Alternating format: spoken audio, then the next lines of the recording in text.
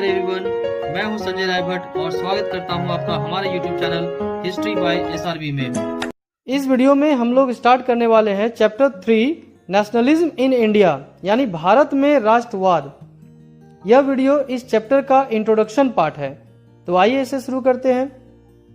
जैसा कि आप देख चुके हैं यानी चैप्टर 1 नेशनलिज्म इन यूरोप में कि यूरोप में जब मॉडर्न नेशनलिज्म यानी आधुनिक राष्ट्रवाद की शुरुआत हुई तो मॉडर्न नेशनलिज्म के साथ साथ नेशन स्टेट्स बनने लगे यानी राष्ट्र राज्यों का बनना भी शुरू हुआ, जिसे हमने first chapter nationalism in Europe में डिस्कस किया था। यहाँ पर नेशन स्टेट का मतलब सिंपली आपको समझना है कि देश का निर्माण होना। जैसा कि हम लोग ऑलरेडी जानते हैं कि पहले कोई राष्ट्र या देश नहीं था बल्कि राजाओं के एम्पायर थे, साम्राज्य थे। लेकिन जैसे जैसे राष्ट्रवाद की भावना का प्रचार प्रसार हुआ वैसे वैसे धीरे धीरे देश या राष्ट्र बनना भी शुरू हुआ, जिसे यहाँ नेशन स्टेट्स कहा गया है। तो अब नेशन स्टेट्स क्या होता है आप जान गए हों। अब हम लोग आगे बढ़ते हैं टॉपिक के सेकेंड लाइन से आगे की ओर। जब नेशन स्टेट बनने लगे तो लोगों की सोच और समझ भी बदलने लगी, लोगों की अंडरस्टैंडिंग भी बदलने लगी। नेशन स्टेट्स बनने से अब लोग अपने बारे में जानने लगे कि वे लोग कौन हैं और उनकी पहचान क्या है। इसे एक छोटे से एग्जाम्पल से समझा जा सकता है। जैसे भारत हमारा देश है या नेशन है और इससे हम लोग अपनी पहचान जानते हैं कि हम लोग भारतीय हैं, हम लोग इंडियन हैं। तो इसी पहचान को लोग जानने लगे थे।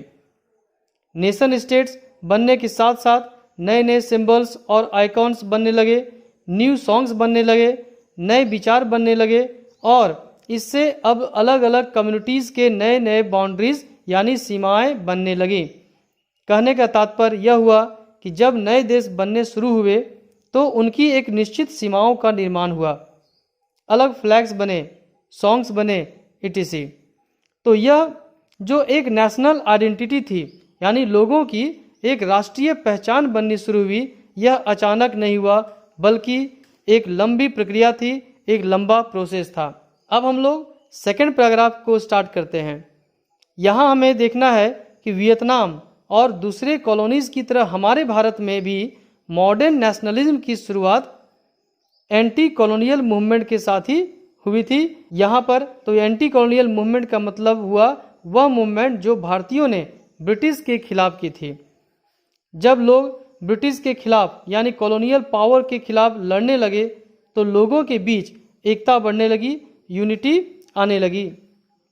जब लोगों में यह समझ आने लगी कि अंग्रेज उनका शोषण कर रही है, उनका दमन कर रही है, तो इस चीज़ ने समाज के डिफरेंट ग्रुप्स को एक साथ जोड़ना शुरू किया यानी लोगों में एकता बढ़ने लगी।